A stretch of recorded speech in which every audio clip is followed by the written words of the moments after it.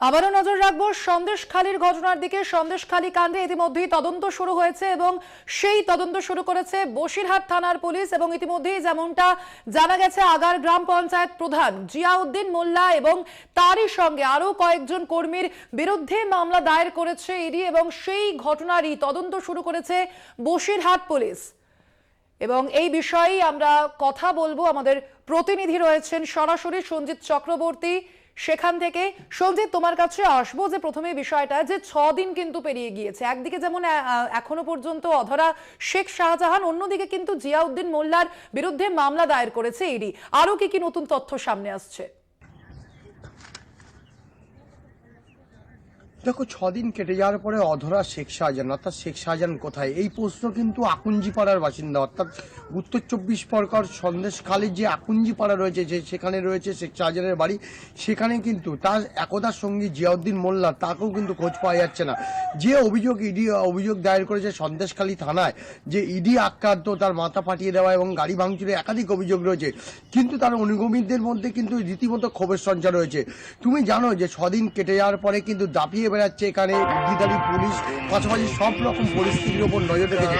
আমি একবার আকুঞ্জিপাড়ার ছবিটা দেখানোর চেষ্টা করব, সেই ছবিটা তোমাকে দেখানোর চেষ্টা করব। একেবারে সেই জায়গাটা তুমি দেখতে পাচ্ছ, শুনশান এলাকা এবং বাড়িতে একেবারে পুরুষ শূন্য গ্রাম, অর্থাৎ সেইভাবে সব দেখছে, কিন্তু বাড়িতে কেউ নেই এবং বাড়ির যারা আছে ও তারা সব বাইরে চলে গেছে এবং বাড়িতে টোটালটাই বাড়িতে কাউকে দেখা যাচ্ছে না। পাশাপাশি আমি এখানকার যারা মহিলারা, আমাদের ঘরের মহিলারা এবং পোষ্যরা কিন্তু ঘুরে বেড়াচ্ছে। আমি একেবারে যারা আছে বধূ, তাদের সঙ্গে একবার কথা বলার চেষ্টা করব।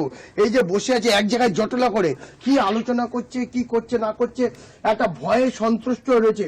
আপনারা কি কি কতটা আতঙ্কের মধ্যে রয়েছে? আমরা প্রচুর আতঙ্কের মধ্যে রয়েছে। বাচ্চা কাচ্চা আমরা স্কুলে পাঠাতে পারছি না, টিউশনি পাঠাতে পারছি না, স্বামীরা কেউ বাড়ি নেই, আমরা বাজার ঘাট খেতে পারছি না।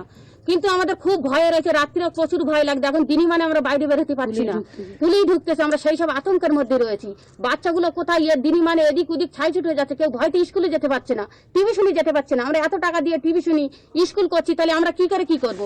স্বামীরাও খাটতে পারছে না, না খাওয়া না 3-4 দিন বসে রয়েছি, বাইরেও বেরোতে পারছি না, বাজার ঘাটে যাবো তাও বেরোতে পারছি না। তাহলে আমরা কি করে খাবো? কেন্দ্র সরকার এই জবাবদার দিক। আমরা কেন, আমাদের মধ্যে এত আতঙ্ক কিসের জন্য ছড়ানো হচ্ছে? আমি আরো একজনের সঙ্গে কথা বলার চেষ্টা করব। ভয় কতটা, পুরুষ কি বাইরে?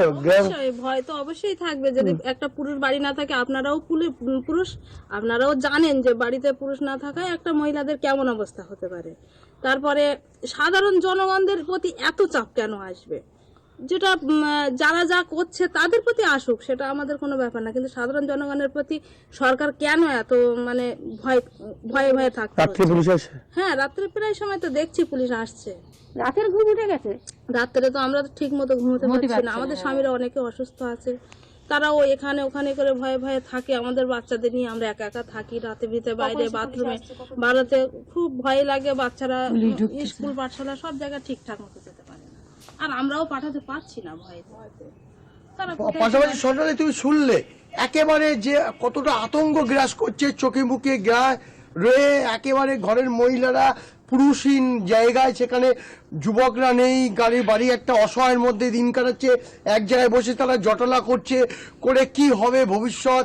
পাশাপাশি যে ছোট ছোট বাচ্চাদের স্কুল পাঠাতে ভয় পাচ্ছে, আতঙ্ক রয়েছে যে রাস্তায় বেরোলে পুলিশ, ঘরে আসলে দিনের বেলা একরকম পরিবেশ, রাত্রি আরো যত রাতের আধার নামছে পুলিশই টহল পাচ্ছে।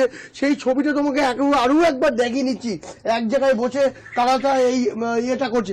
আমি আরো একবার জিজ্ঞেস করবো যে আপনারা সঞ্জয়, দেখো তুমি যেমনটা বলছো যে একেবারে পুরুষ শূন্য এখন গ্রাম আছে এবং মহিলারা জেগে আছে, বাচ্চারা।